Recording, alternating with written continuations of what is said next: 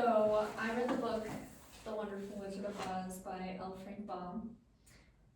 And there's the table of contents. So the summary is basically like the movie, and the book is a lot more detailed. So Dorothy, the main character, she gets swept away in a tornado to a magical land called Oz, and she really doesn't want to be there. She wants to go back home. Okay. So they tell her, you gotta go see the wizard. And on her journey, she meets the Scarecrow, the Tin Wood Man, and the Lion. And once they make it to the wizard, he makes a deal that if you kill the Wicked Witch of the West, then I'll grant your wishes. Okay, so kind of like the movie a little bit. Yeah. Okay. And so they do end up killing the witch, and they go back to the wizard, and he's kind of shocked. He's like, oh, I didn't expect you to do that. Makes sense. I was the same way.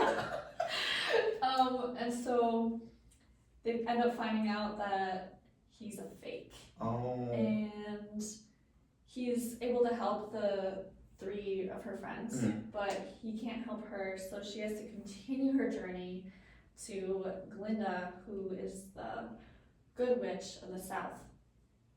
And once she makes it there, she goes home. It's a long story. So just a few more details. When she gets to Oz, she lands on the Witch of the East, the Wicked Witch, and she takes her shoes. And what's different from the movie is that her shoes are silver. Let's see. So on their journey to the wizard, they have to cross ditches, a river, scare away beasts, and go through a deadly poppy field. So the only thing that was similar to the movie was the poppy field. And once they make it to the wizard, they all have to meet with him independently, and he like appears to them as different forms, which I thought that was interesting. And then, so on their journey to the witch, she's like trying to defend herself. She sends wolves, crows, bees, and her slaves. Those are called the Winkies, and nothing works. So she pulls out her cap. She summons the winged monkeys, right? The rule is you get 3 wishes, and she's using her last wish. And so the monkeys, they end up taking the Lion and Dorothy back to the witch, and she enslaves them. And then after a little while, Dorothy stands up for herself, and she's like, well, the witch was trying to steal her shoes, so she like throws the water on her, and she melts. Yes. Classic. And so she takes the cap for herself, and she goes to the wizard, and once they're at the wizard, they find out he's fake. He helps the Scarecrow, the Lion, and the Tin Wood Man. And he was gonna help Dorothy fly away in a hot air balloon that is also similar to the movie, and he ends up flying away without her. So she's like, what am I supposed to do? She goes to Glinda. Her friends decide, you know what, you've been with us the whole time, we'll go with you. And it was interesting because they had to go on like this separate journey. It was, let's see. They were attacked by trees. They passed through a town of China people, which is like class people. Yeah. They defeated this giant spider beast. Oh, this must have been a long story. It was a long story. There's a lot happening. And they also passed the quadlings, which I'll talk more about later. And then once they made it to her castle, she was like, hey, I'll make a deal with you again. And if you give me the golden cap, I'll tell you how to get home. And Dorothy used her silver shoes to tap her heels. And oh, it's silver in the book? yeah, silver. That's a mind blower. No, the book is a bit different, but the movie is kind of the Just same. like a shortened version of the book. Okay. So, Alfred Baum, he's the author of this book. He lived about 63 years, and he wrote this book in 1900. He also wrote other books that were like a series to this book, but they weren't as popular.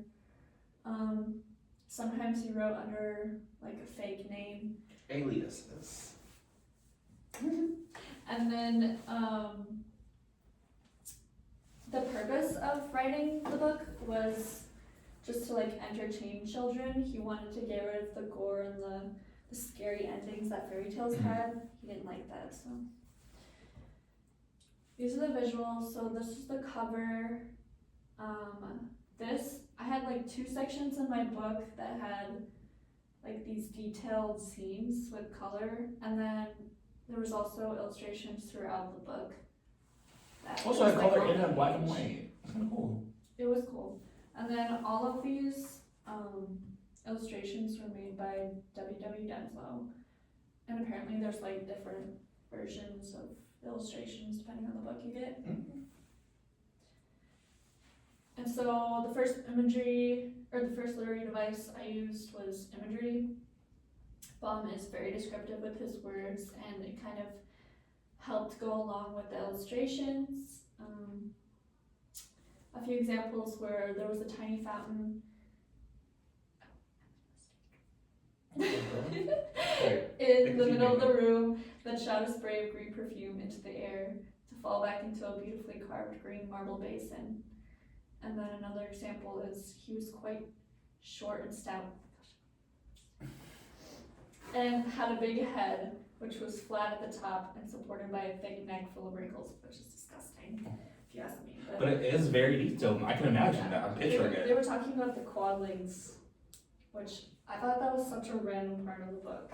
He should just using his head to defend himself. Another literary device was personification. Just like all of the characters, like they weren't human, and it was kind of, it gave it a more magical feel. And then also character motivation. Like the whole book is basically about Dorothy wanting to go home. And if she didn't go home, there wouldn't be a story. Yeah. And you know, honestly, what I thought about the way you just said that one, so in the beginning of the semester, what's her face? The teacher was saying, sorry. The teacher is saying, just edit that out. Just edit that out. Dr. M was saying pretty much like without these like pieces of like all literary devices that it wouldn't make a story pretty much. So that definition kind of shows like it's needed within the story. And I also said that it like kind of connects with the theme, because it's like everything happens for a reason. If she didn't go to the land of Oz, she wouldn't be able to help her 3 friends. Yeah. And they ended up like being the rulers of Oz. Okay. So like everything really does happen for a reason. Yeah. It happened out. Turned out. She didn't want to be there, but she made an impact. And so, conclusion, it was a really cool tale, different than the movie. But I really liked it. The imagery, the personification, and the character motivation really like was prominent in the book. And I'd say that Brahms' idea, like throughout the book, was like so inspiring that, you know, so many other people have made their own versions of The Wonderful Wizard of Oz. It's definitely been a tale that has lived on for sure, so I hear you. Do you have any questions? I do actually. Okay, if you could change anything about the book, what would you change? Okay, so this was one of the questions in the journal.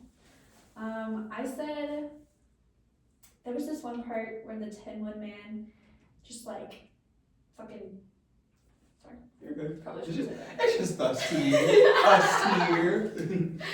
He chopped the head off this animal to save another animal. And it was weird because he was like super compassionate towards The Tin Man, you said? Yeah. Okay. His whole thing was like, oh, like, I'm so compassionate, I'm not a killer, and then there he goes killing something, and it's like, I feel like you could have done that better. Low key, but also that could have been a sign for like another, what is it called? That could have been like, Like a series? not even series. What's the word called? It's like another literary device. That's like a irony. Oh yeah, there was a lot of irony in the book too. Like the Scarecrow kept saying, "Oh, I want a brain," but he was the one that was coming up with all the ideas. Oh, that is low-key ironic. It was. The Tin One Man wanted a heart, but he was the one that was most compassionate. And the Lion also wanted courage, but he was the one that scared away all the beasts. So it was like they had it in them all along. Yeah, they just need to like be what? Have like faith in themselves. Yeah. So do you like how the book ended pretty much, or do you think that could have ended a different way? Like, would you have given it a different ending? I don't think I would have given it a different ending. I think it ended like the right way it was supposed to. Yeah, I feel like this justice book, was served. Yes, I feel like this book could have been made into like 3 different books. How many pages was it, if you don't mind me asking? It's like 200 something. Okay. But just like, I feel like if he made it into different books, he could make it a lot more detailed and spread out. Yeah, focus on a couple of more points, not just like jumping. Yeah. That makes sense. The movie was kind of like that. The movie kind of just jumped around a lot, so. I've heard that they had to cut sections out of the movie because it was too long. That I chose for my book for this unit was The Secret Garden by Frances Hodgson Burnett. I personally chose this book because it wasn't on the list, and I think a lot of people were not going to be doing it, and it was a little bit different from what I am used to like reading as a reader. Does that make sense? So that's why I chose this one, but this is the book. Whatever. Yeah. This first page is just my table of contents, all that good stuff. Pretty much the author is Frances Hodgson Burnett or whatever. She was born in 1849, Manchester, England. I think it's very important to say where she was born at because a lot of like this book, I don't know about her other ratings, but this book definitely focused a lot on the time period and like if I didn't know where she was from, like, for example, I could like learn a little bit more about her history background before I read the book because I just didn't understand some of the words that were like being told to talk about in the book or whatever like that. So I think definitely learning about who she is important to understand the whole basis of what's happening in the book. I think we actually learned about that in unit 1 too, about like why you should like know the time period. Yeah, the context of everything. So yeah, she was born in Manchester. She was an only child, which also reflects in the book because she in the book or whatever, the girl Mary Lennox is very lonely, and it reflects that a lot. It shows in her writing. Honestly, we're gonna go into it. We're indulging to it because she is a very lonely child, but she kind of grows up and like opens up, and throughout the book we see that happening. So yeah. Introduction to the Secret Garden. Okay, so a little bit what I was talking about the girl Mary Lennox. That is the main character in the book. It pretty much goes throughout her lifetime, and it talks about her experiences as being a child and her parents dying. She goes through a lot of stuff. And it's not only just her, but there's also other kids in the book that kind of go through the same situations as her. So this book kind of really showed that your situation can change, and you're not set to what your situation is. I think that's what the book was really about, the overview, the basis of the book. I really liked it and enjoyed reading it. So yeah, let's go into it. Okay, so pretty much the book began in 1800 with a little girl named Mary Lennox, and she took place in India, and I don't know if you can see right there. She looks a little bit more like, she's wearing a black dress, really like blonde, depressed hair. I don't know. She's very sad. And I think this is very important, that's why I put it as a picture, because... Is she sick? She's not even sick, she just really never ate food like that, and like, she never really like, she's not accustomed to that type of style. But I think what I like about the book is kind of we see her develop as a child and as a human, like, I don't know, she kind of starts eating more and like developing as more a person. We see that she changes her dress, her hair gets more thicker. She literally gets more healthier as the garden starts getting more healthier too. So anyways, yeah. So it begins with this girl. She's in India getting taken care of by her ayah, is what they call it, which is like another word for slave or whatever. Her what? Her ayah. Yeah, it's like a term in India coined for like slavery or whatever. So she's her slave or whatever. Her parents are mentioned briefly in the book. I think I only talked about them as much as like them dying and stuff like that. I think kind of just gives a little bit more overview of why she is the way she is.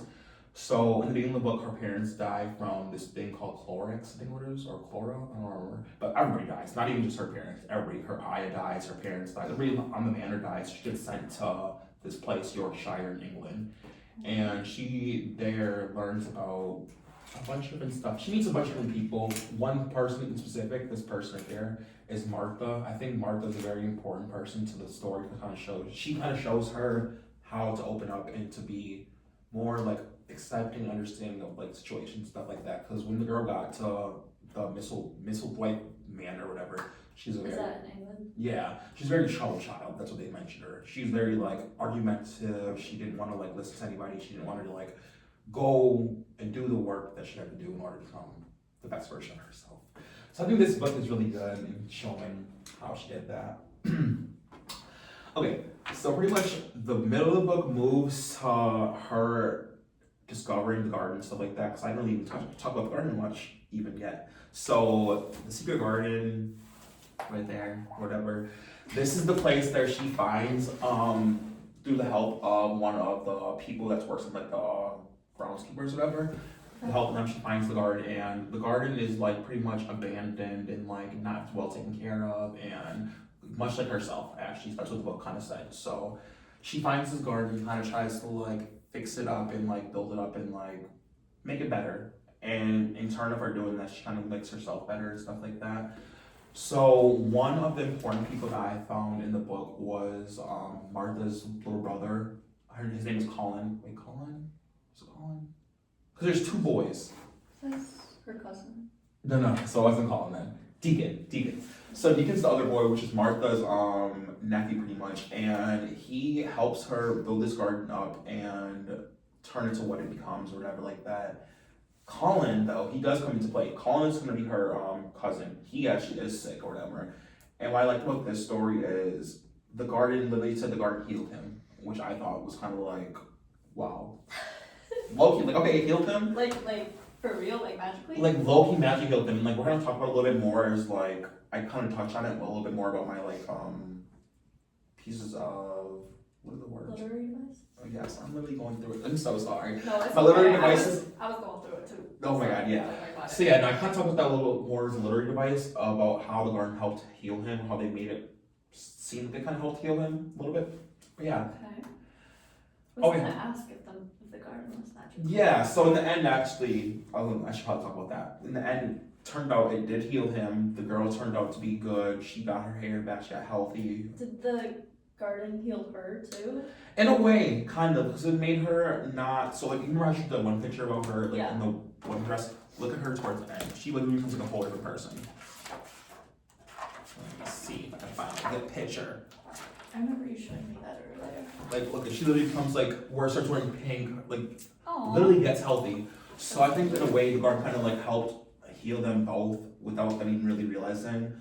And what I really liked about the garden or whatever is like, it kind of showed in the beginning, because the garden was originally not their garden, it was like the owner of the garden, the Colin's dad's garden. Mhm. They closed it off and locked it off because Colin's mom, or not Colin, Deacon, Colin's mom died. And when his mom died, the dad was like, no, I'm going to just lock it up and just call it a day. There's a lot of death in this book. There's a lot of death in this book, but I think it definitely it has a role. Death has a role in the book. Mhm. Kind of just show like, life is valuable. Okay, so the three literary devices that I had chose, well, one of the three, I guess, that I chose was foreshadowing. I thought this was really important to the book because one of the pieces of the book was this bird that was in there. They kind of used the bird as a character actually, and the bird kind of helped lead her to the garden and like the key and everything like that. So I think that was a really good like part that was necessary within the book, kind of just to show like what was going to lead up to next. You know, what was going to Mhm. happen next. I think without that part of foreshadowing, the book would not have been what it was. So I think that was an important detail within that one. Another piece that I use for my literary devices was symbolism.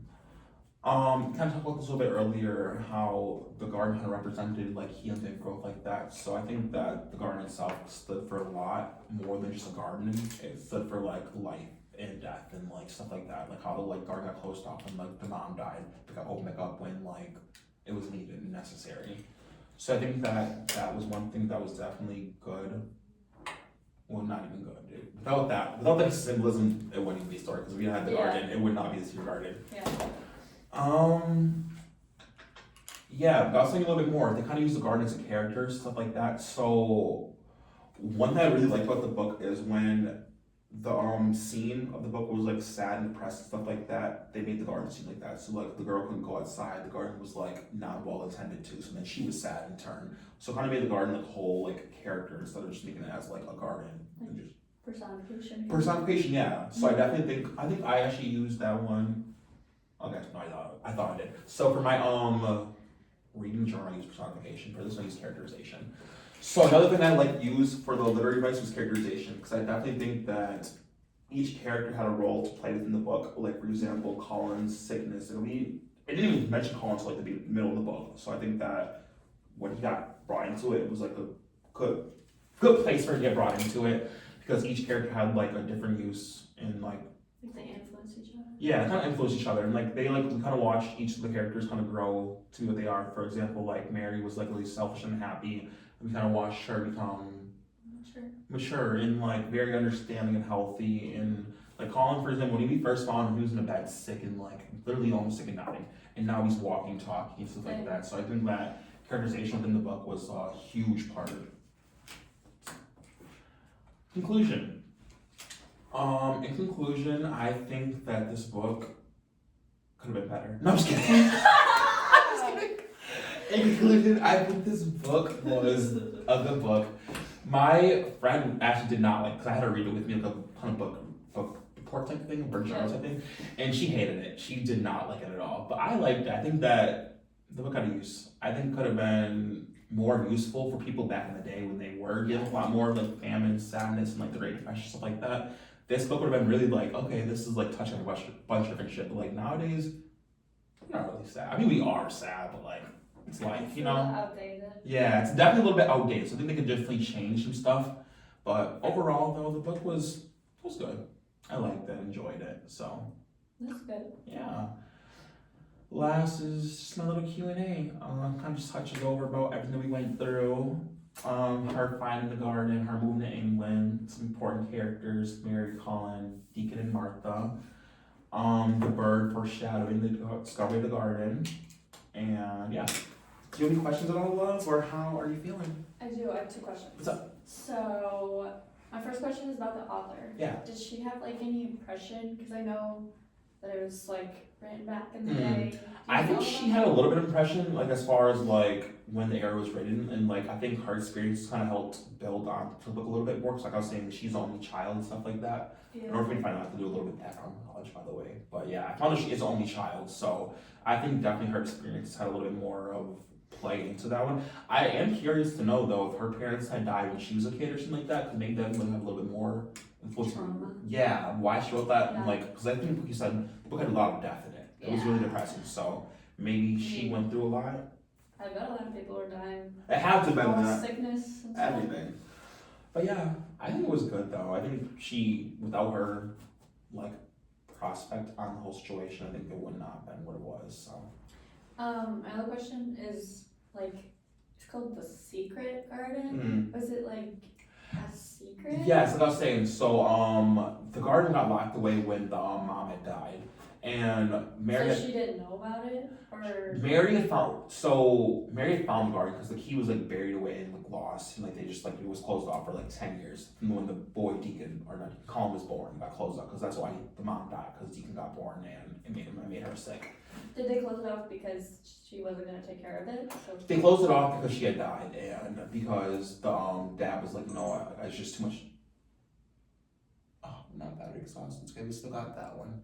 okay. But yeah, she pretty much closed it off because like the mom had died or whatever, and like the dad was pretty much, it was just too much for him to bear to like have to deal with this kid and have to see this reminder of the garden and the kid. So I think that's pretty much why they did what they did. And Mary had found the garden, and that's why it was kind of called the secret garden, because she found it and then like restored it to its like original like It's kind of state. sweet. Like It was a really your good book. mom had something to do with it, and then you kind of found yourself in it. It was a good book. I think that it definitely had its role. in children's literature. I think that she can talk about more. I think she should definitely add that to her list of books because it was good. It was good. Yeah, any other questions, love? Good job. Thank you, thank you. All right, y'all, we are done.